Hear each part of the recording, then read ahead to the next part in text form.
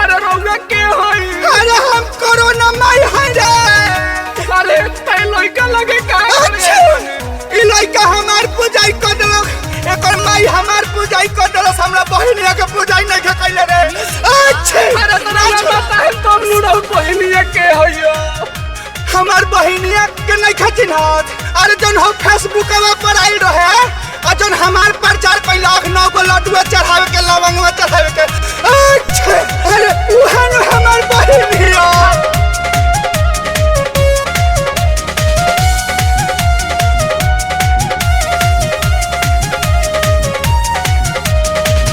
एक कौरिया बढ़ल जाता ऐसन महामारी हो, एक कौरिया बढ़ल जाता है ऐसन महामारी हो, एक कौरिया फैलल अफवाह हो, एक कौरिया फैलल अफवाह हो। गामे गामे करतात सभे पूजाई, पर गइल नामा कोरोना माई, भटकल बा सब लोगवा हो, एक कौरिया फैलल अफवाह हो, एक कौरिया बढ़ल जाता ऐसन महामारी हो, एक कौरिया फैलल अफवाह हो, एक कौरिया फैलल अफवाह हो। अरे तो वहाँ के क्या नाम बा? क्या मांग बा? उनका नाम है ढाकोसला माया।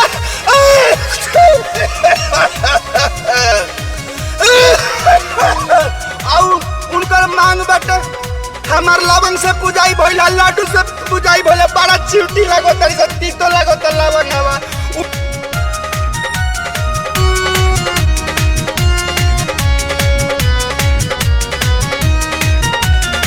नव गो लड्डू 9 गो लवंग बतासावा हो, भइल बाटे वायरल तब से चढ़ल ये कहीं ना सावा हो। 9 गो लड्डू 9 गो लवंग बतासावा हो, भइल बाटे वायरल जब से चढ़ल ये कहीं ना सावा हो। एक ओरिया डॉक्टर भीरल, एक और बोझाई, का जाने लोग का कहिया बुझाई, एक करे के करे बाह हो, एक कौरिया फैलल अफवाह हो। उनकर पूजाई चप्पल जूता से होला। अरे तो जरूर होई, एक तो लाठी डंडा से होला। ईटा पत्थर से होला। अरे तो ऊपर पूजाई काहे होला? वैष्णो माता का लगे गइल बारो। वैष्णो माता का जे दर्शन करेला उ भैरव बाबा के भी दर्शन करेला, तबे दर्शन सब सही।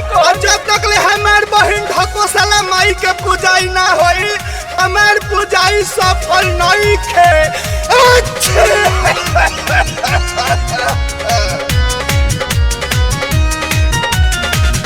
एक कौरिया खोज होता कोरोना के दवाई हो, एक कौरिया लोग के समझाई हो,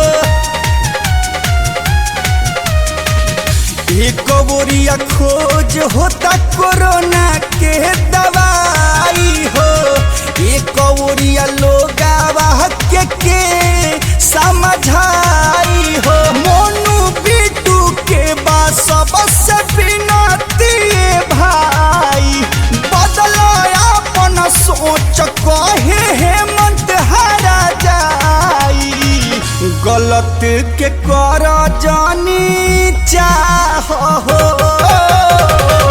एक कौरिया फैलल अफवाह हो।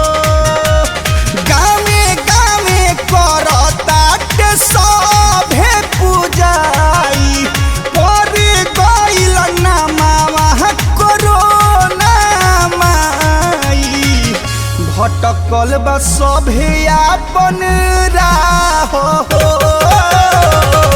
फैलल जाता अफवाह